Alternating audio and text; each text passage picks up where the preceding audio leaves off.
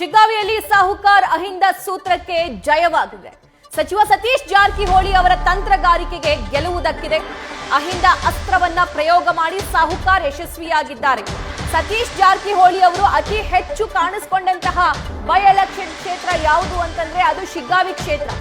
ಶಿಗ್ಗಾವಿ ಕ್ಷೇತ್ರದಲ್ಲಿ ಬೀಡು ಬಿಟ್ಟಿದ್ರು ಸತೀಶ್ ಜಾರಕಿಹೊಳಿ ಅವರು. ಅಲ್ಲಿ ಬೇರೆ ಬೇರೆ ಸ್ಟ್ರಾಟಜಿಗಳನ್ನ ರೂಪಿಸ್ತಾ ಇದ್ರು. ತಮ್ಮ 2,000 ಕಾರ್ಯಕರ್ತರ ಜೊತೆಗೆ ಸೇರಿ ರಣತಂತ್ರವನ್ನ ರೂಪಿಸಿದ್ರು.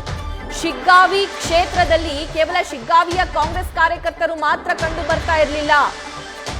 ಕಾರ್ಯಕರ್ತರನ್ನ ಬೆಳಗಾವಿಯಿಂದ ಕರೆಸ್ಕೊಂಡಿದ್ರಂತೆ ಶಿಗ್ಗಾವಿಗೆ.